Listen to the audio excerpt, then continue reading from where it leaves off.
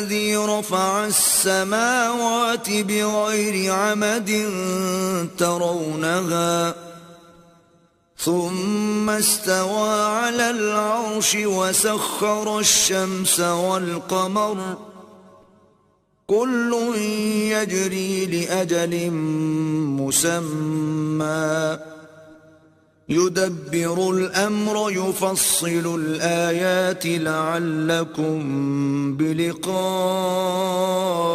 ربكم توقنون। अल्लाह ही तो है जिसने सुतूनों के बगैर आसमान जैसा कि तुम देखते हो इतने ऊंचे बनाए, फिर अर्श पर जा ठहरा और सूरज और चांद को काम में लगा दिया।